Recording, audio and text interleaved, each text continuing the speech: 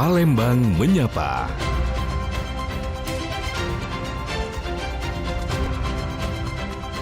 Palembang Menyapa. Terima kasih pendengar, Anda masih bersama kami di 92,4 FM, Pro 1 RRI Palembang, kanal informasi dan inspirasi. Saatnya kami hadirkan Palembang Menyapa untuk edisi hari Rabu 26 Agustus 2026. Yang pada hari ini kita akan membahas mengenai kabut asap tebal selimuti Palembang, kemarau semakin panjang. Pendengar, kabut asap ini kembali menyelimuti sejumlah wilayah kota Palembang dalam beberapa hari terakhir. Kondisi tersebut terjadi ketika Sumatera Selatan masih menghadapi kemarau panjang dan kebakaran hutan serta lahan di sejumlah daerah. Asap yang masuk ke Palembang tidak hanya berasal dari titik kebakaran di sekitar kota. Pemerintah menyebut sebagian asap terbawa angin dari wilayah Kabupaten Ogan Komering Ilir, terutama Cengal, Pangkalan Lampam, dan Tulung Selapan. Kondisi ini menjadi perhatian serius karena Sumatera Selatan sedang menghadapi periode kering yang meningkatkan juga resiko kebakaran. Sejumlah wilayah bahkan telah mengalami hari tanpa hujan lebih dari 40 hari, sehingga sumber air untuk pemadaman semakin terbatas. Presiden Prabowo Subianto juga meminta pemerintah segera memadamkan kebakaran di Sumatera Selatan. Pemerintah mencatat luas lahan mineral dan gambut yang terbakar di Sumatera Selatan sepanjang Januari hingga Juli 2026 mencapai sekitar 1.926 hektar.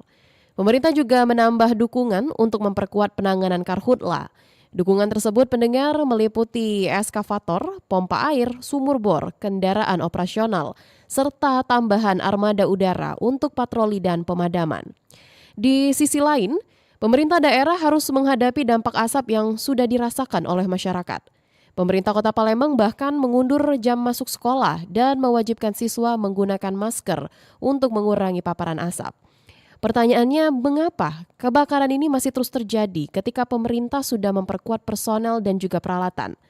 Seberapa besar pengaruh kemarau panjang terhadap meluasnya karhutla? Dan kapan kondisi cuaca ini diperkirakan mulai membaik? Hari ini kita akan membahas kondisi karhutla dan cuaca Sumatera Selatan bersama Kepala Balai Pengendalian Kebakaran Hutan Wilayah Sumatera, Ferdian Krisnanto.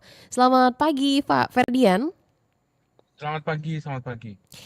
Perjalanan bagaimana, Pak, pagi hari ini? Kondisi asap bagaimana di perjalanan, Pak? Iya, kondisi asap mulai kalau pagi ya pasti ya. Pagi kemudian nanti siangan ada lagi, kemudian sore apalagi gitu. Malam juga kerasa sekali dan memang beberapa hari ini kita memantau ISPU juga dan kondisi memang belum baik-baik saja gitu. Baik, selain Pak Ferdian, sudah bersama kita juga pendengar Kepala Stasiun Klimatologi Kelas 1 Sumatera Selatan, sekaligus Koordinator BMKG Provinsi Sumatera Selatan, Dr. Wanda Yantolis, SSI MSI. Selamat pagi, Pak Wanda.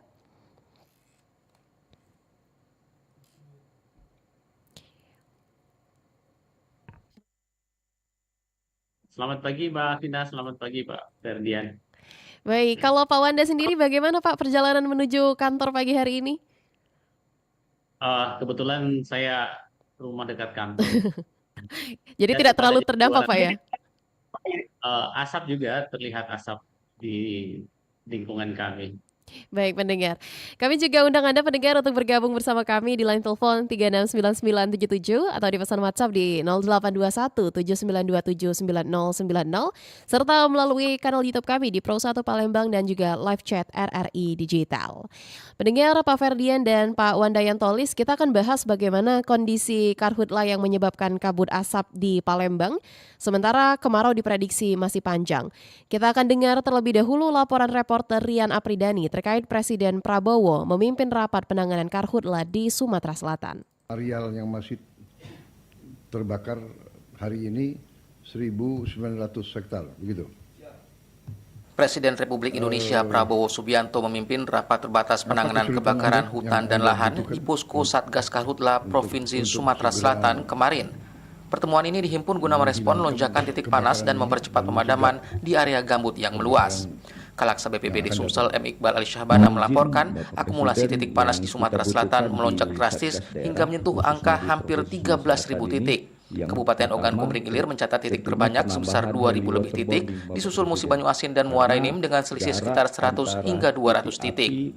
Lonjakan paling tajam terjadi sepanjang Agustus yang menyumbang 8.000 lebih titik. Menindaklanjuti laporan terkait kebutuhan penanganan di Provinsi Sumatera Selatan, Presiden menginstruksikan agar seluruh kebutuhan di lapangan segera dipenuhi. Kepala negara menyetujui penambahan sejumlah kebutuhan yang diperlukan guna mempercepat penanganan karhutla. Saya butuh laporan tentang kebutuhan yang kalian perlu, ya. Tadi udah disampaikan dibutuhkan helikopter waterbombing tambahan. Kita bisa bantu satu lagi. Kita juga ajukan alat ekskavator, ya, 20 biji. Kita punya ekskavator. Bisa kita kirim. Bisa segera dikirim ke sini. Kapal di tanggal 26 atau 28? Mendarat. Berangkat dari Jakarta. Ya, kita akan segera kirim, ya. Sementara itu, Gubernur Sumatera Selatan Herman Deru menggarisbawahi kondisi topografi Palembang yang berbentuk cekungan sehingga sisa kabut asap cenderung tertahan meski titik api di lapangan sudah jauh menurun. Herman Deru juga memanfaatkan momentum rapat ini untuk mengajukan penambahan infrastruktur sumur bor dan pompa air. Kau butuh berapa? Kalau Berapa kita, titik yang kau mau buat? kalau dia seiring dengan sumur, Pak. Kalau sumurnya Bapak kasih 500, pompanya 500, Pak. Tahu saya, tapi berapa? Jadi 500 cukup butuh. 500 cukup, Pak. Cukup. Cukup, Pak. Ya, oke. 500 segera kirim, ya. Ya, Pak. Dalam laporan yang disampaikan, luas lahan terbakar di Sumsel tercatat mencapai 1.900 hektar lebih dan menempatkan Sumsel di posisi ke-18 nasional. Indeks pencemaran udara ISPU di Kota Palembang berada pada kategori sangat tidak sehat. BPBD menegaskan kendala terbesar di lapangan adalah jarak tempuh ke titik api yang jauh di dalam hutan gambut serta mengeringnya embung air pendukung. Riana Pridani melaporkan, RRI Pro 3 terus mengudara untuk Indonesia. Baik, Pak Ferdian, kita baru saja mendengarkan laporan terkait rapat penanganan karhutla yang dipimpin langsung oleh Presiden Prabowo.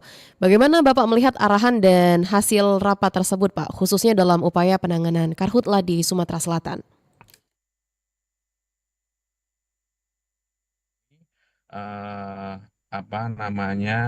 Persoalan karhutla ini dan sekarang operasi cepat yang mau dilaksanakan tentunya perlu dukungan-dukungan, ya.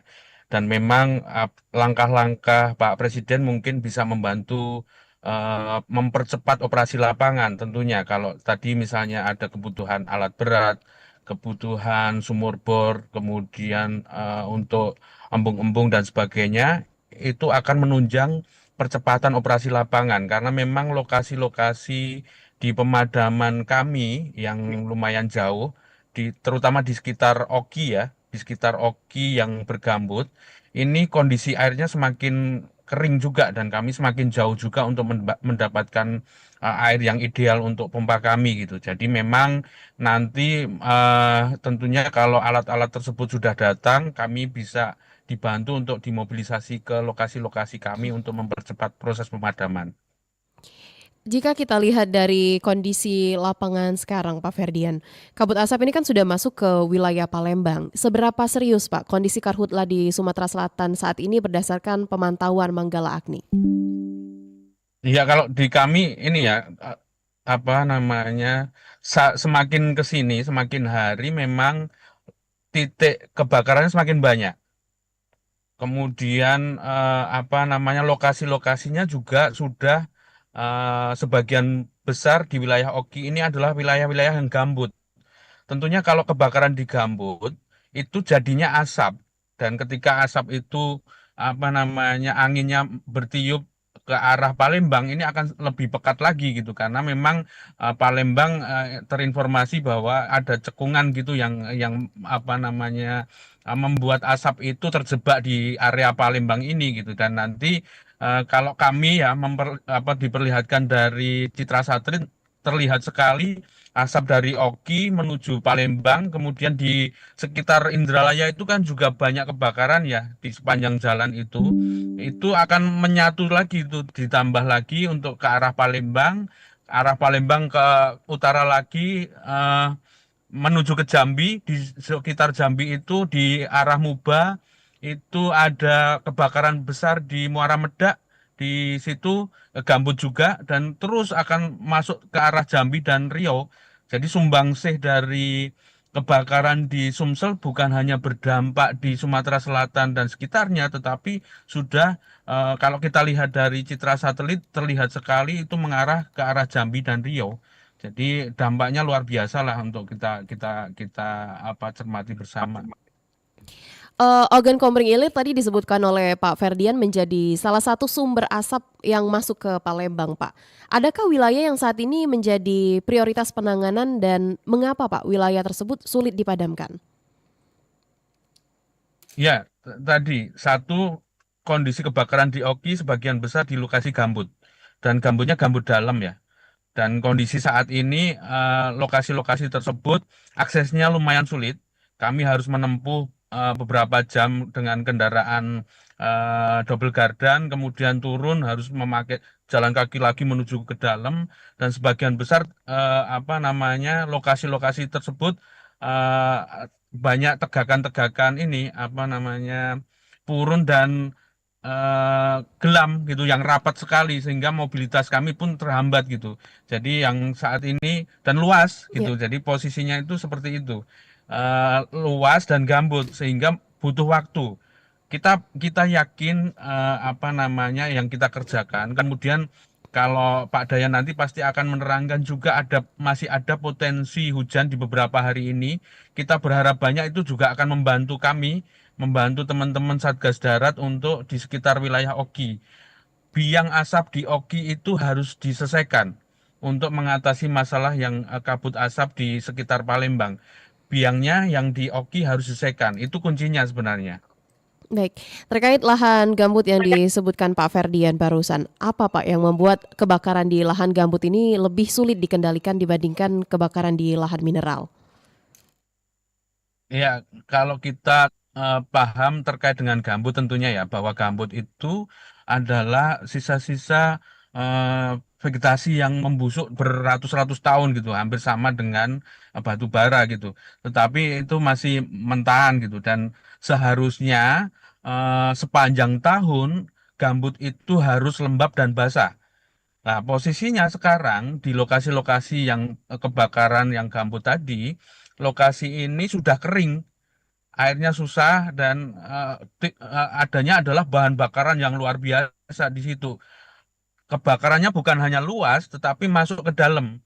Jadi kita berbicaranya volume, bukan luas, tetapi volume karena masuk ke dalam gitu. Nah, ini yang terus kita waspadai. Untuk memadamkan secara tuntas itu harus benar-benar jenuh air. Jadi butuh beribu-ribu ton air untuk benar-benar memastikan kebakaran di gambut tadi benar-benar padam 100%.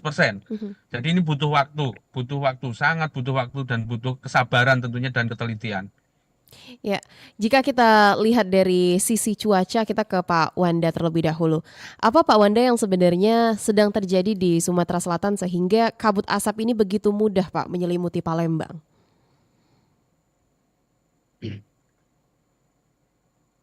Ya, baik, terima kasih. Ya, bagaimana sudah kami rilis sejak bulan Maret dan di akhir bulan Mei. Tahun ini kita mengalami kemarau yang diwarnai oleh El Nino. Dan update terakhir dari BMKG, El Nino sudah menuju intensitas sangat kuat. Nah, kemarau dan El Nino sebenarnya dua hal yang berbeda. Tetapi tanpa El Nino, kemarau akan selalu terjadi karena memang mekanismenya dibentuk oleh faktor angin monsun yang melintasi Indonesia. Nah, El Nino ketika aktif ini akan menyebabkan kemarau kita menjadi lebih kering dan bahkan durasinya menjadi lebih panjang, dan ini yang sedang kita alami di 2026 ini. Dan prediksi kami bahwa memang kemarau 2026 ini akan lebih kering dibanding kemarau 2023 yang sama juga merupakan tahun El Nino. Namun sepertinya belum akan separah 2015 ataupun tahun 97. Nah, dampak El Nino saat ini itu menyebabkan curah hujan di Sumatera Selatan sejak bulan Juni itu jauh di bawah normalnya. Nah, BMKG itu selalu membandingkan kondisi eh, terkini, kondisi existing itu dengan data 30 tahun. Ya, jadi data 30 tahun ini kita menjadikan sebagai base data normal dari iklim. Nah, curah hujannya ketika lebih rendah, maka kami menyebutnya di bawah normal atau di bawah rata-rata, dan itu sudah terjadi sejak bulan Juni, dan hingga pertengahan Agustus ini hujan dasar hariannya di pertengahan Agustus itu juga berlangsung jauh di bawah normal. Inilah kemudian yang menyebabkan potensi peningkatan hotspot menjadi sangat besar. Dan dampaknya juga kita untuk wilayah sisi timur dan bagian tengah Sumatera Selatan itu hari tanpa hujannya itu sudah berlangsung sangat panjang, bahkan ada yang sudah lebih dari 40 hari. Dan ini termasuk di wilayah Oki yang menyumbang hari ini menyumbang hotspot paling banyak. Dan kebakaran terbesar yang juga kami pernah diskusikan dengan Pak Ferdi ini berlangsung dari Oki, di mana hotspotnya bergerombol sangat luas, dan dari citra satelit memang terlihat jelas sumber asapnya dari titik yang mana. Nah, saat ini kita juga berada di puncak musim kemarau, sehingga sumber-sumber air menjadi sangat berkurang, jauh bahkan sudah habis ya. Beberapa embung ini sudah kering, dan tinggi muka air sungai itu sudah turun beberapa meter mungkin, sehingga makin menyulitkan usaha-usaha pemadaman di lapangan. Dengan berkurangnya air di permukaan, kelembaban tanah yang makin berkurang, maka kebakaran menjadi semakin meningkat. Inilah yang sedang kita rasakan, dan puncak kemarau di Sumatera Selatan ini masih akan berlangsung hingga September, sehingga berbagai usaha ini masih perlu terus diperkuat untuk memadamkan api ataupun mencegah meluasnya kebakaran, dan mungkin lebih penting adalah edukasi ke masyarakat ya. Jadi kebetulan kemarin juga di dekat kami terjadi kebakaran lahan yang menurut dugaan kami itu dipicu oleh aktivitas manusia yang ada di sekitar area tersebut, entah itu puntung rokok atau api yang lain, karena tanpa api dari manusia lahan itu tidak akan terbakar, sehingga edukasi seperti ini menjadi sangat penting. Dan mungkin kurikulum kita di sekolah-sekolah sejak sekolah dasar ini sudah perlu menekankan tentang bahaya karhutlah, tentang bagaimana musim mempengaruhi kebakaran hutan, bagaimana musim menurunkan kualitas udara di tempat kita, dan hingga dampaknya sebagaimana sudah dijelaskan Pak Ferdi tadi, asap kita ini sudah menjangkau wilayah provinsi tetangga. Ya. Bahkan kalau dari grafiknya, garis lurus vektor angin ini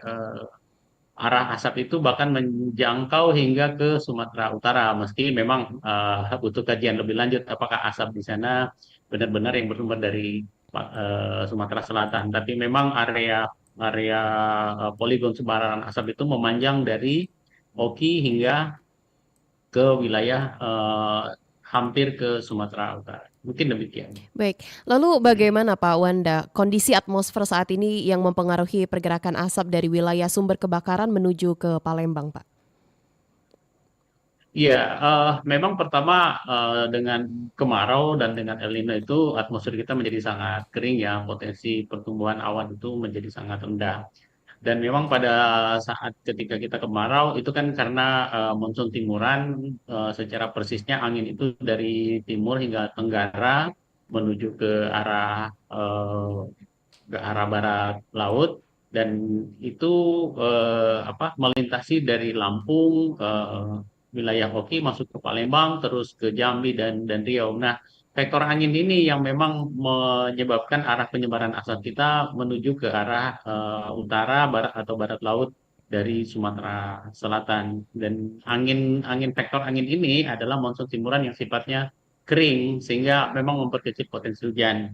Tapi memang juga faktor hujan atau awan dan hujan itu tidak hanya satu faktor saja ya, ada faktor-faktor lain, sehingga BMKG memantau ada potensi hujan pada periode 25 sampai 29 Agustus ini mudah-mudahan dengan operasi modifikasi cuaca, potensi awan tersebut bisa berkembang menjadi hujan atau hujan buatan yang bisa sedikit mengurangi meluasnya karhutla atau bahkan mungkin juga bisa memadamkan api pada beberapa titik-titik yang bukan lahan gambut ya. Kalau lahan gambut itu butuh hujan dengan intensitas tinggi dan mungkin hujan berhari-hari untuk bisa memadamkan asapnya secara penuh. Baik, jika hujan turun di satu wilayah Pak Wanda, apakah kondisi tersebut otomatis mengurangi resiko karhutla di seluruh Sumatera Selatan? Ah, Kalau terkait dengan penyebaran asap, bahwa asap ini dari wilayah sisi timur laut atau tenggara dari Sumatera Selatan ataupun dari Palembang ya, Mhm. itu ada dari Oki. Jadi kalau hujan itu jatuh di sana bisa sedikit mengurangi potensi asap yang muncul yang sampai di Palembang yang kita rasakan hari ini. Nah, tapi kan hujan hujan ini tidak bisa serta-merta kita kita giring ya untuk jatuh tepat persis di satu tempat ya, faktor angin dan memang aktivitas atmosfer akan mempengaruhi juga di mana penyebaran hujan akan terjadi. Tapi memang area semai dari modifikasi cuaca ini kan mencakup OKUS, OKI dan OI. Jadi di mana ada potensi awan sekecil apapun di situ akan dimaksimalkan untuk menjadi hujan buatan. Jadi memang kita harapkan kalau hujan itu terjadi jatuh di tempat-tempat yang saat ini sedang membara ya. Dan kita berharap hujan ini sedikit meringankan tugas Pak Ferry dan teman-teman yang sudah berjibaku di lapangan garda terdepan dari penanganan karhutla ini. Demikian Mbak Alvina. Baik Pak Wanda, kita kembali ke Pak Ferdian Pak. Kalau berdasarkan data Kementerian Kehutanan saat ini berapa Pak luas lahan yang terbakar di Sumatera Selatan? Dan kalau kita lihat beberapa wilayah yang menjadi perhatian termasuk kawasan Bukit Jempol di Lahat, seperti apa kondisi karhutla di sana Pak? Iya, kalau untuk luasan karena kami menghitungnya berdasarkan citra satelit ya. Jadi kalau di citra satelit kami menghitungnya bulanan. Yang masih tercatat di kami masih periode Januari sampai dengan Juli itu 1.900 hektar gitu untuk Sumatera Selatan. Tetapi ketika kita apa namanya untuk periode Agustus tentunya meningkatnya tajam juga gitu. Dari Januari sampai Mei saja itu cuma 600 hektar gitu. Kemudian periode Mei Juni naiknya tinggi gitu.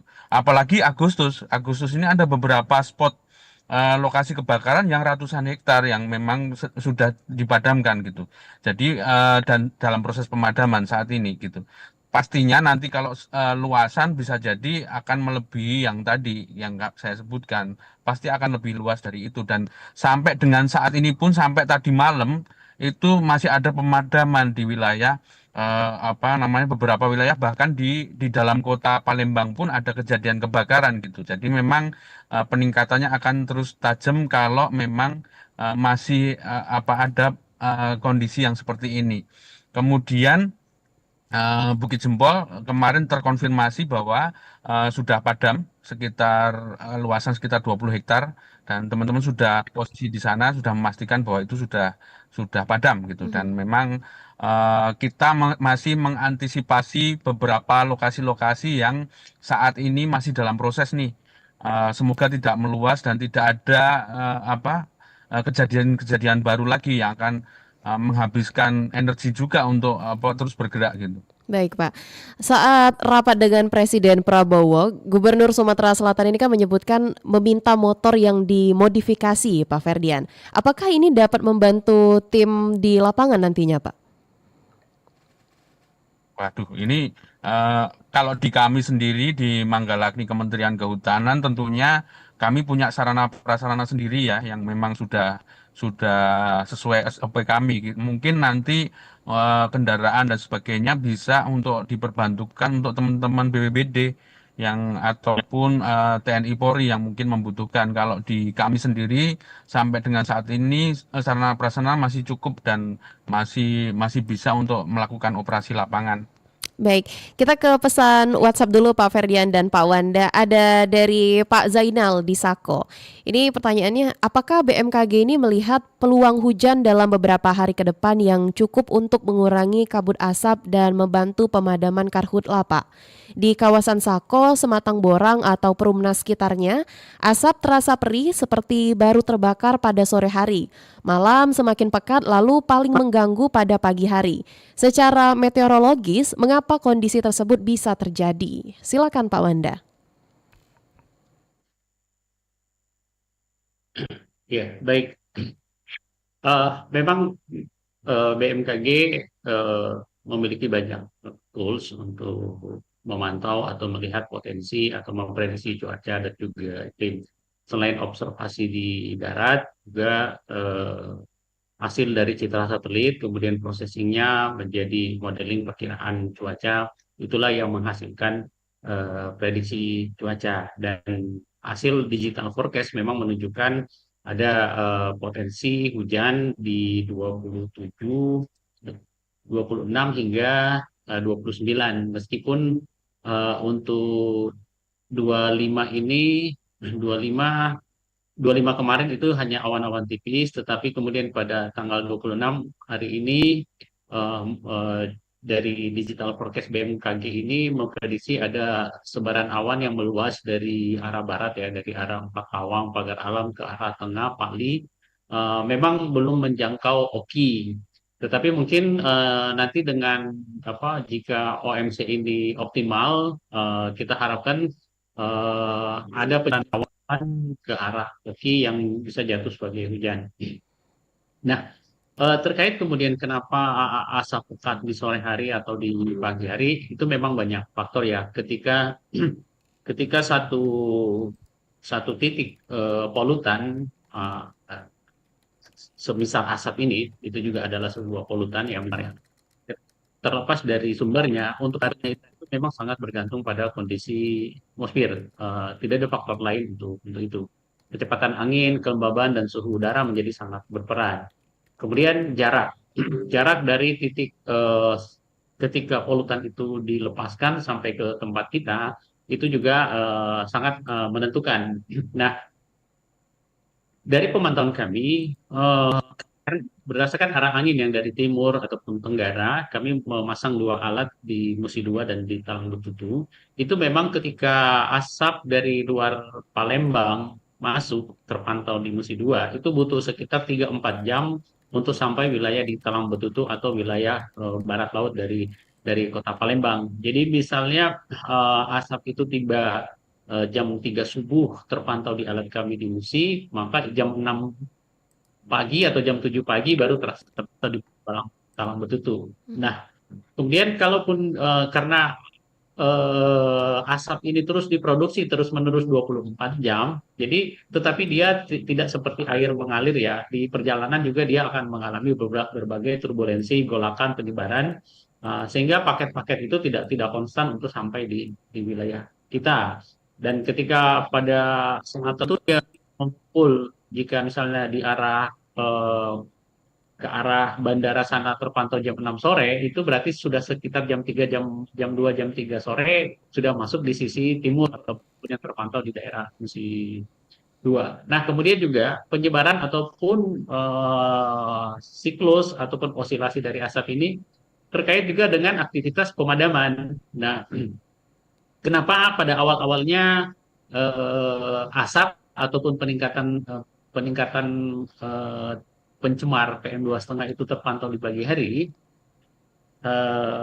pada malam hari aktivitas pemadaman itu sedikit berkurang dibanding pada siang hari. Mungkin nanti Pak Ferry bisa mengkoreksi ya, karena pada malam hari waterbombing tidak ada, kemudian mungkin tim pemadam darat mungkin kekuatan personilnya berkurang, sehingga malam hari potensi meluasnya kembali kebakaran itu menjadi sangat tinggi, dan hasilnya itulah yang kemudian beberapa jam kemudian sampai di kita, masuk di Palembang dan menyebar ke arah utara, ke Banyu Asin sampai ke arah Jambi. Mungkin demikian.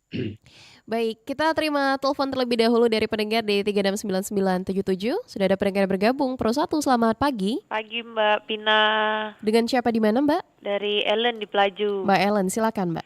Iya, nanyo Mbak, ini kalau kita masyarakat nih cak mana sih cara beda ke pagi ini tuh yang ini nih embonian, apa kabut uap asap kebakaran cak itu Mbak. Nah, biar kita nih kan juga lebih waspada Mbak. Kadang juga bercampur pagi-pagi tuh Mbak, basah tapi bau asap juga cak itu Mbak. Cak mana cara kita bedakannya itu? Baik, Itu itu deh, Mbak. saja Mbak Makasih Helen. ya. Baik, terima kasih banyak. Mungkin kita ke Pak Wanda kembali untuk menjelaskan bagaimana terkait pertanyaan dari Mbak Helen di Pelaju tadi, Pak Wanda. Silakan.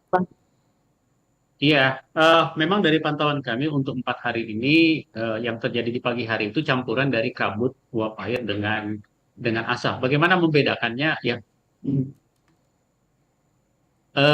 pagi hari jika pandangan kita terbatas itu sudah pasti ada kabut dan juga ada asap. Nah, kenapa? Bagaimana kemudian membedakan di situ ada kabut? Ya, itu bisa kita lihat di permukaan tanah jika ada embun-embun dan bau asap berarti penurunan visibility atau jarak pandang yang kita alami itu terganggu oleh campuran kabut dan asap. Kalau istilah meteorologinya smoke dan fog ya.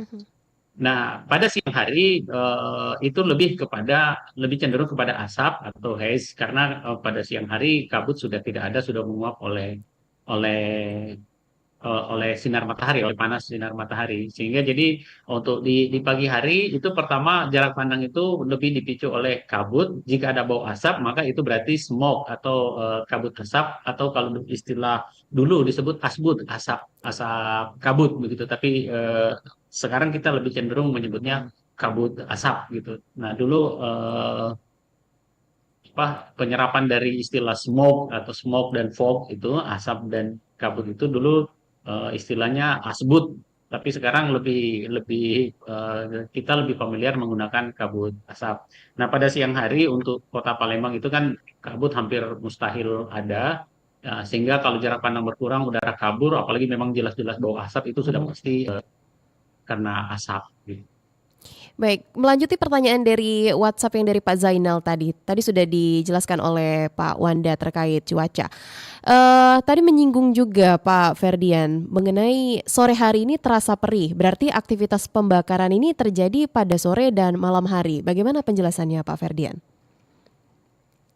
Ada beberapa praktek-praktek yang kita lihat ya, ada pola-pola yang kami lihat. Kalau sekitaran Ogan Ilir, ini kami sudah melihat pola-pola pembakaran itu siang sampai malam hari. Jadi kami banyak pemadaman di situ mulai dari siang sampai kadang tengah malam itu masih ada kebakaran. Kalau di wilayah-wilayah Ogi, ini kebakarannya bukan 1-2 jam, kebakarannya sudah berhari-hari. Belum memang tadi yang saya sampaikan bahwa di gambut itu membutuhkan waktu ya. Jadi kami pun tadi Pak Dayan juga bilang bahwa kami khusus untuk beberapa lokasi ya, untuk wilayah-wilayah yang memang remote area itu tentunya kami selalu menekankan keselamatan petugas. Jadi kalau malam hari sudah tidak memungkinkan dan mengancam jiwa teman-teman, pasti akan saya tarik kembali ke markas masing-masing atau ke camp masing-masing gitu.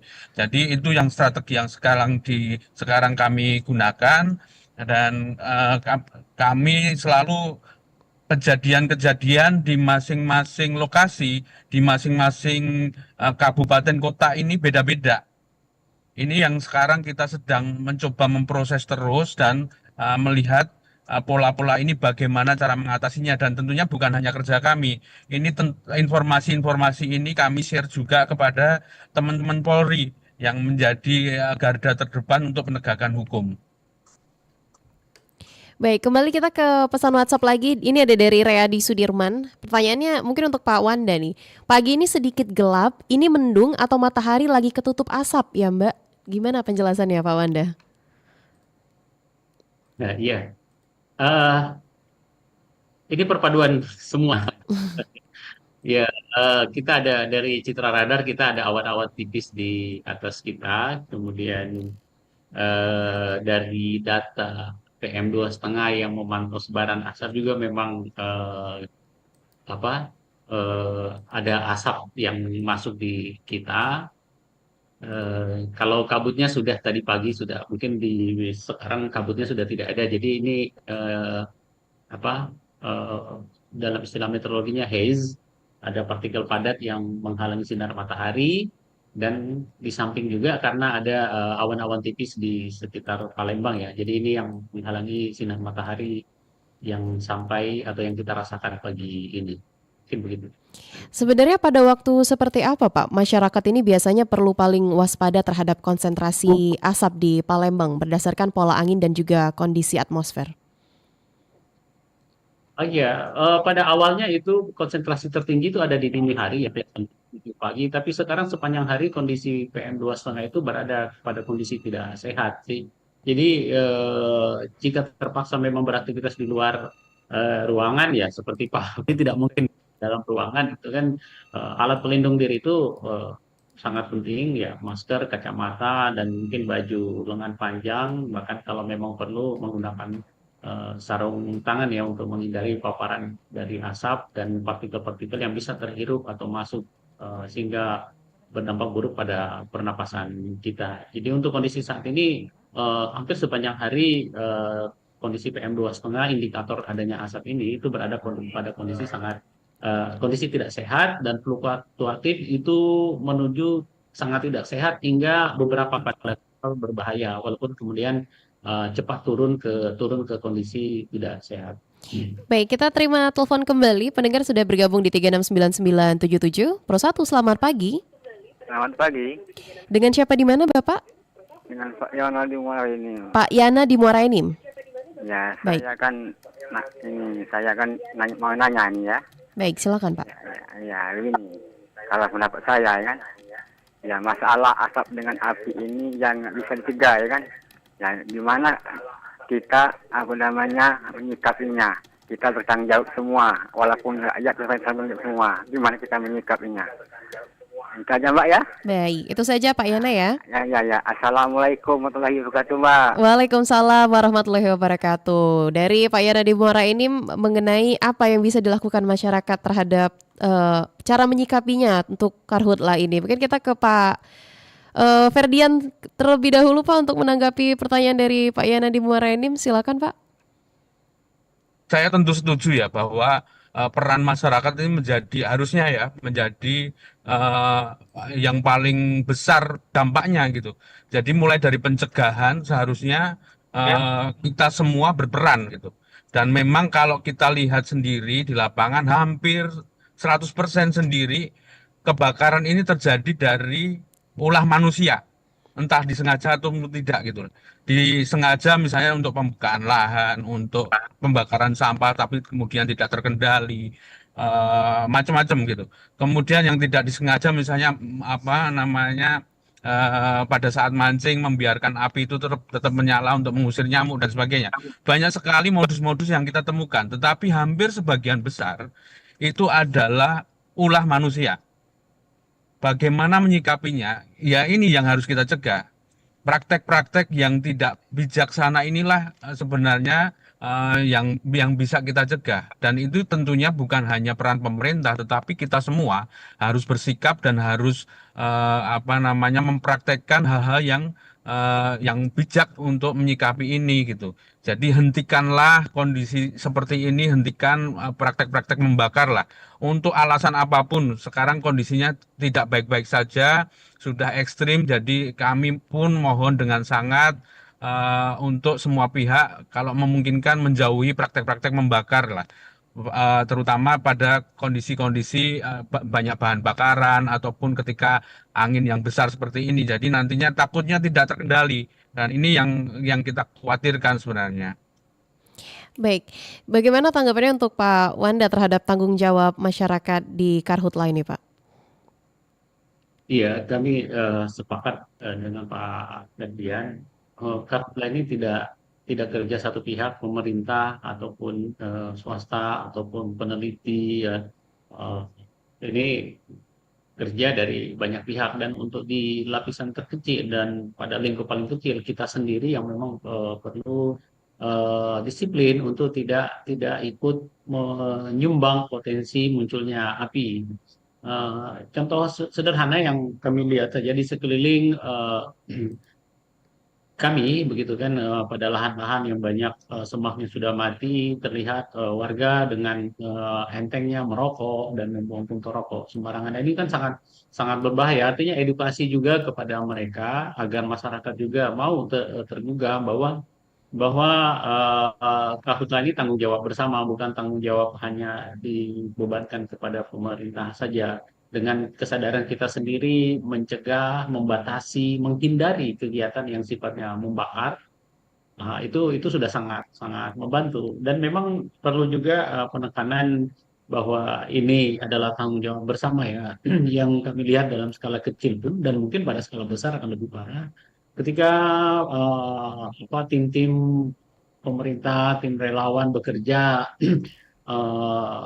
memadamkan api, warga sekitar terlihat begitu cuek saja dan tidak tergerak untuk membantu untuk meringankan tugas ini. Minimal saja membuka jalan, membuka akses kepada relawan yang bergerak itu mungkin sudah sangat sangat membantu ya. Jadi seolah-olah mereka melihat itu kan tugas kalian gitu kan, bukan tugas kami. Nah, ini yang perlu kita ubah, kita balik bahwa siapapun kita, dimanapun kita, pada posisi kita, ketika ada pemadaman ya kita punya kontribusi untuk sama-sama memadamkan api tersebut. Baik, tadi Pak Dayan juga sempat menyebut El Nino ini semakin menguat, Pak. Jadi kapan Pak hujan ini mulai terjadi? Ya, pertama El Nino ini sekarang pada menuju level sangat kuat, dan level sangat kuat ini pernah terjadi di 2015 dan 97 ya. Tapi kita berharap dampaknya tidak seperti itu, karena kemudian ya upaya mitigasi dari pemerintah kan sejak awal sudah lebih baik dibanding pada kondisi 97 dan 2015. Kalaupun masih ada kebakaran hotspot, itu bagian dari alam yang memang susah dikendalikan. Kita lihat saja di Eropa, bahkan di Amerika, Australia, kebakaran di mereka hingga merenggut jiwa kan.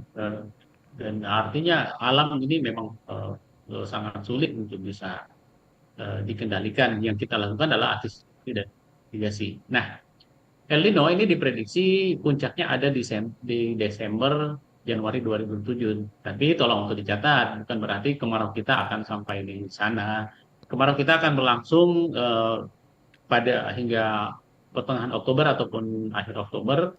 Nah, kemudian seiring berbaliknya angin monsun dari timuran berbalik menjadi baratan yang akan membawa uap air dari Asia menuju ke Australia melintasi wilayah kita, musim hujan akan segera tiba meski dengan intensitas yang lebih rendah dari biasanya. Tetapi itu sudah dalam kategori musim hujan. Nah, memang awal musim hujan mungkin akan sedikit terlambat karena El Nino ini membuat kemarau menjadi lebih panjang, sehingga di awal Oktober mungkin intensitas hujan belum terlalu tinggi dan belum begitu efektif untuk menekan kemunculan hotspot, bahkan belum terlalu efektif untuk bisa segera memadamkan api secara penuh ya.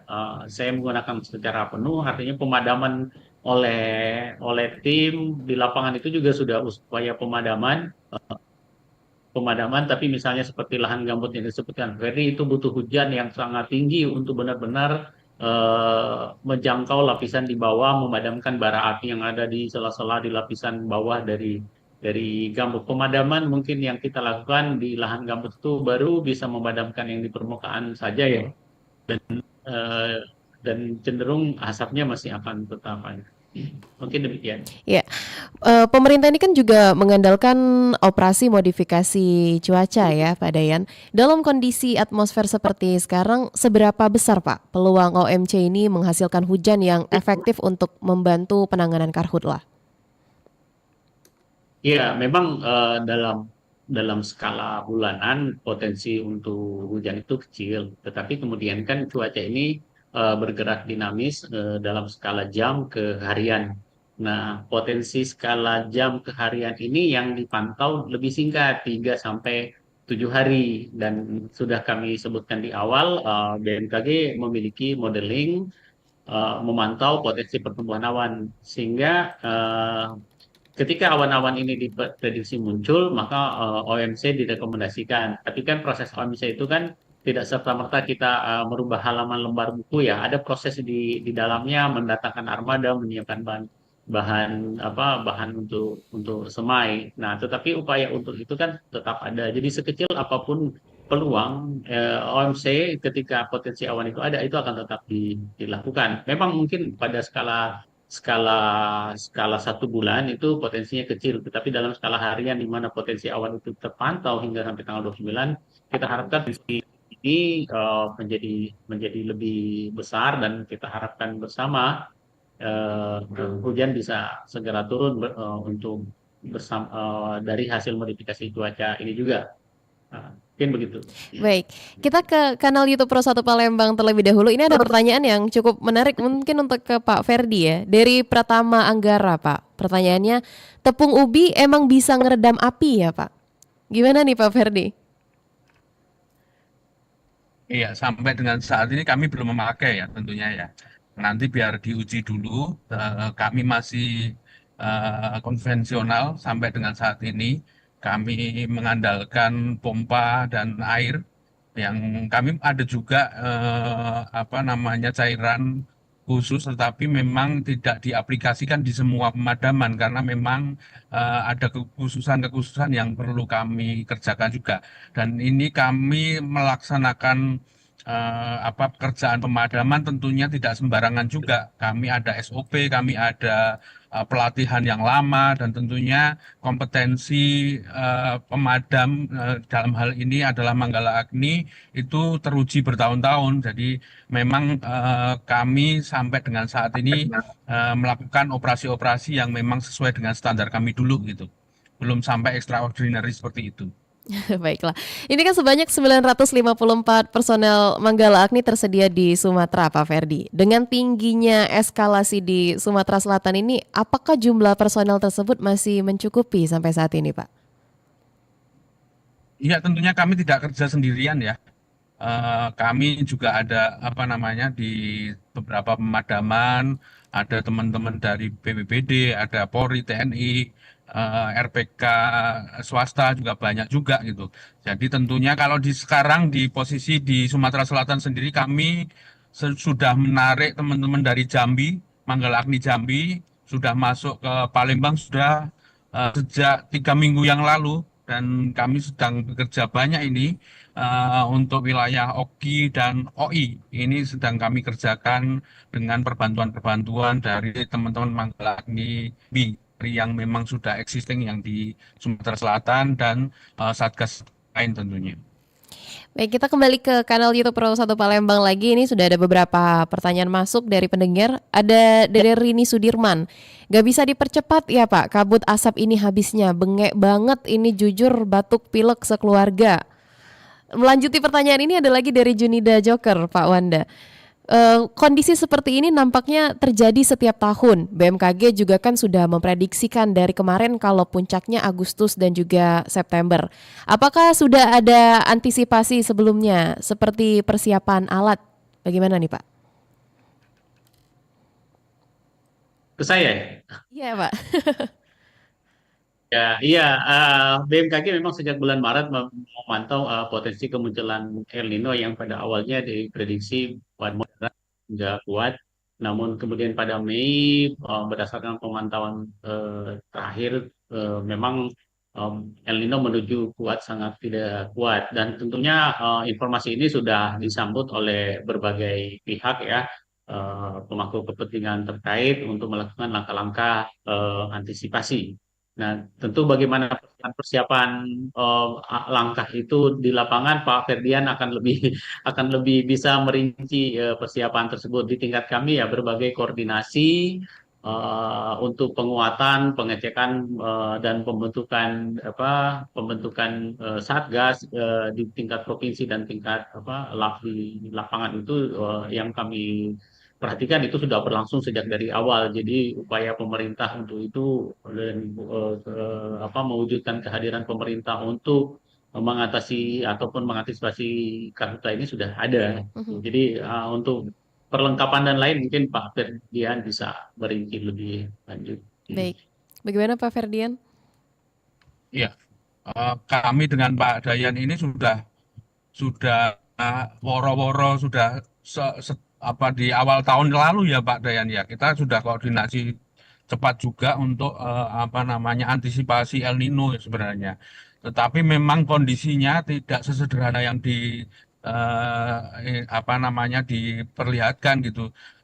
Langkah-langkah itu juga di wilayah di pemerintahan itu ada anggaran-anggaran yang tentunya kemarin sempat mendapatkan efisiensi anggaran juga sehingga banyak sekali teman-teman dari pemerintah daerah yang tidak bisa optimal dalam bekerja gitu karena memang anggarannya terkena efisiensi gitu.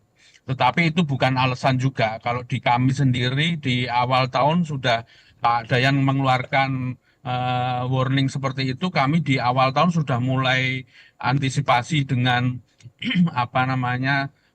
patroli dan kampanye dan sebagainya.